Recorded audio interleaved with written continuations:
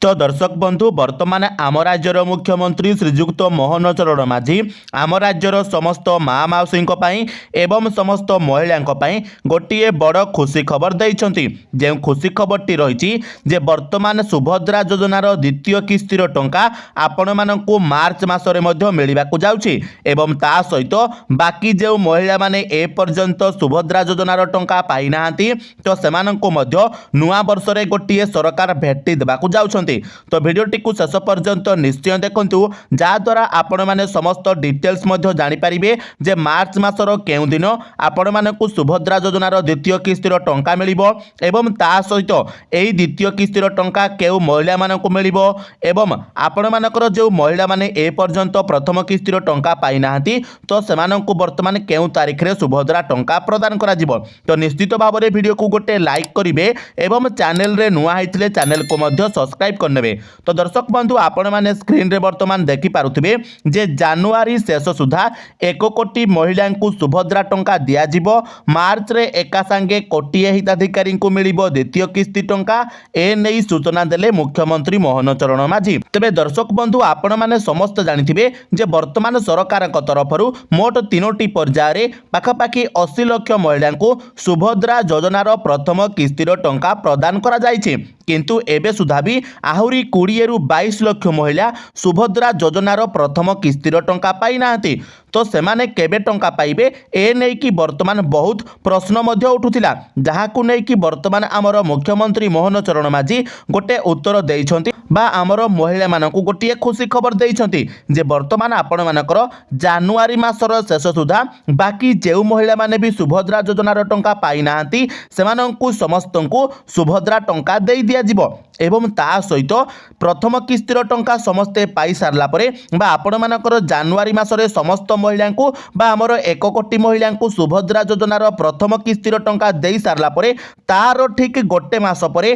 पुणी थरे आम राज्यर समस्त महिला मानकु बा माँ मौसी मानकु सुभद्रा योजनार द्वितीय किस्तीर 5000 टंका पुणी थरे प्रदान करा जिवो एवं ए नै कि वर्तमान सरकार किछिटा प्रस्तुति मध्य करि सारलेनी जहाकु नै कि वर्तमान मुख्यमंत्री किछि अपडेट मध्य देइछंती। तो चलंतु ता विषय रे आमे टिके डिटेल्स रे वर्तमान जानि नेबा। तो देखंतु वर्तमान 3टी पर्याय रे योग्य महिला अकाउंट रे प्रथम किस्तीर टंका पहुंचीबा परे चतुर्थ पर्याय को अपेक्षा करी रहिछंती अनेक हिताधिकारी जेमिति कि आपण मानकु कहिली जे पूर्वरु सरकार मोट 3टी पर्याय रे पाखापाखि 80 लाख महिला को सुभद्रा योजनार प्रथम किस्तीर 5000 टंकाटी प्रदान करिछंती किंतु ता सत्वे भी वर्तमान 20 रु 22 लाख महिला सुभद्रा योजनार प्रथम किस्तीर टंका पाई नाहांती जे मानकर फॉर्म टी रिजेक्ट हो जाइतिला कोनोसी कारणवशतः एवं किछि महिला हमर भूलवशतः ऑप्ट आउट करि नैथिले एवं ता सहित बहुत सारा महिला वर्तमान कोनोसी ना कोनोसी कारणवशतः सुभद्रा टंका पाई नाहांती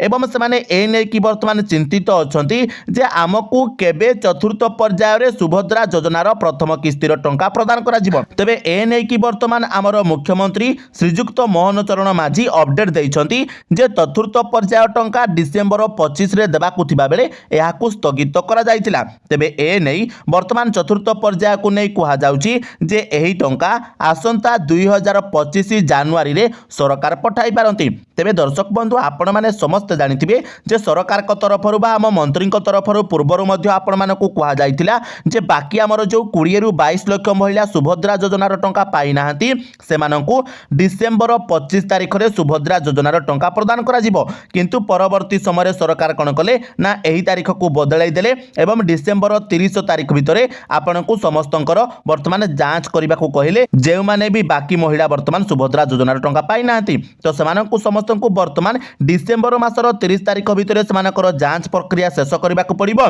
एवं ता सहित नुआ वर्ष रे अर्थात जनवरी मासर शेष तारिख भितरे आपण मानकु समस्तंकु सुभद्रा योजनार प्रथम किस्तीर टंका प्रदान कर दिया जिवो एवं ता सहित मोस्ट इंपोर्टेंट पॉइंट बा जेउथि पई आपण माने ए वीडियोटा देखुछंती जे आपण मानकु मार्च 8 तारिख रे बा हमर अंतर्जातीय महिला दिवस रे आपण मानकु सुभद्रा योजनार द्वितीय किस्ती रे पुणी थरे 5000 5,000 ଟଙ୍କା ମଧ୍ୟ ସରକାର ପ୍ରଦାନ କରିବେ। ବର୍ତ୍ତମାନ ଯେଉଁମାନେ ସୁଭଦ୍ରା ଯୋଜନାର ଟଙ୍କା ପାଇସାରିବେ ତ ସେମାନଙ୍କୁ ପୁଣି ଥରେ ମାର୍ଚ୍ଚ 8 ତାରିଖରେ ସୁଭଦ୍ରା ଯୋଜନାର ଦ୍ୱିତୀୟ କିସ୍ତିର 5,000 ଟଙ୍କା ମଧ୍ୟ ମିଳିବ। এইটা ନେଇକି ବର୍ତ୍ତମାନ ସରକାର କିଛି ପ୍ରସ୍ତୁତି ମଧ୍ୟ କରାଯାଉଛି। ତା ସହିତ ଦେଖନ୍ତୁ ଆପଣମାନଙ୍କର ଆଉ କିଛି ଅପଡେଟ୍ ମଧ୍ୟ ରହିଛି। ସୁଭଦ୍ରା ଟଙ୍କା ପାଇବାରୁ ବଞ୍ଚିତ ରହିଥିବା ଯୋଗ୍ୟ ହିତାଧିକାରୀ ସୁଭଦ୍ରା ପୋର୍ଟାଲରେ ଯାଇ ନିଜର ଅଭିଯୋଗ ଦାୟର କରିପାରିବେ। ଏହା ବ୍ୟତୀତ ଏହି ଯୋଜନା ପାଇଁ ବ୍ଲକରେ ତିଆରି ହୋଇଥିବା କମିଟି ନିକଟରେ ମଧ୍ୟ ଆପଣମାନେ ନିଜର ଅଭିଯୋଗ କରିପାରିବେ। ତେବେ ଦର୍ଶକ ବନ୍ଧୁ ଆପଣମାନେ ସମସ୍ତେ ମଧ୍ୟ ଜାଣିଥିବେ ପୂର୍ବରୁ ଆମ ଚ୍ୟାନେଲ ମାଧ୍ୟମରେ ଆମେ ଗୋଟେ ଭିଡ଼ିଓ ମଧ୍ୟ ଆପଣଙ୍କୁ ପ୍ରୋଭାଇଡ଼ କରିଥିଲୁ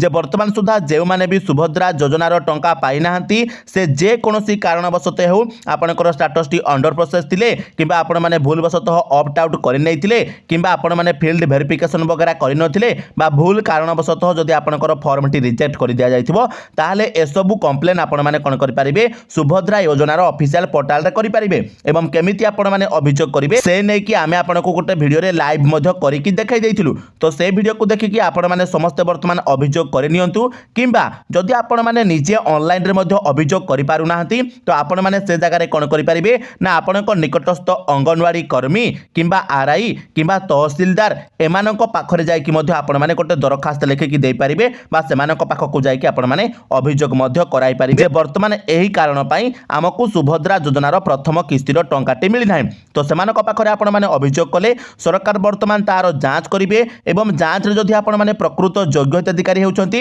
ତାହେଲେ ଆପଣମାନଙ୍କୁ ମଧ୍ୟ ଜାନୁଆରୀ ମାସର ଶେଷ ସୁଦ୍ଧା ପ୍ରଥମ କିସ୍ତିର ଟଙ୍କା ସରକାର ପ୍ରଦାନ କରିଦେବେ। ଏବଂ ତାପରେ ଯେତେବେଳେ ସମସ୍ତ ମହିଳାଙ୍କୁ ଜାନୁଆରୀ ମାସର 30 ତାରିଖ ଭିତରେ ଆପଣଙ୍କ ସୁଭଦ୍ରା ଯୋଜନାର ଟଙ୍କା ମିଳିଯିବ ବା ଟଙ୍କା ଦେଇ ଦିଆଯିବ ତାପରେ ଠିକ୍ ଗୋଟେ ମାସ ପରେ ମାର୍ଚ୍ଚ 8 ତାରିଖରେ ବା ଆପଣମାନଙ୍କର ଆନ୍ତର୍ଜାତୀୟ ମହିଳା ଦିବସରେ ଆମର ସମସ୍ତ ମହିଳାଙ୍କୁ ଏକାବେଳକେ ସୁଭଦ୍ରା ଯୋଜନାର ଦ୍ୱିତୀୟ କିସ୍ତିରେ ପୁଣି ଥରେ 5,000 ଟଙ୍କା ସରକାର ପ୍ରଦାନ କରିବେ। ଏବଂ ଏ ନେଇକି ବର୍ତ୍ତମାନ ଆମର ମୁଖ୍ୟମନ୍ତ୍ରୀ ଶ୍ରୀଯୁକ୍ତ ମୋହନ ଚରଣ ମାଝୀ ଗୋଟେ ବଡ଼ ବୟାନ ଦେଇଛନ୍ତି ଏବଂ ଭିତରିଆ କିଛି ପ୍ରସ୍ତୁତି ମଧ୍ୟ ଚାଲିଛି ବୋଲି ବର୍ତ୍ତମାନ ଏ ସୂଚନାରୁ ଜଣାପଡ଼ୁଛି। ତେବେ ଦର୍ଶକ ବନ୍ଧୁ ନିଶ୍ଚିତ ଭାବରେ ଏ ଖବରଟି ବର୍ତ୍ତମାନ ଆପଣମାନଙ୍କ ପାଇଁ ଟିକେ खुशी खबर होइथिबो तो भिडियोटी को निश्चित भाव में गोटे लाइक करेंगे चैनल रे नुआ होइथिले चैनल को सब्सक्राइब करने एवं ता सहित वर्तमान आपण मैंने क्यों जिलू ए भिडियोटी को देखुंट आमको कमेंट मध्यम जणाइदेवे। तो चलतु दर्शक बंधु आज भिडियो एतिकी आपण मान सहित देखा आ गोटे नुआ भिडियो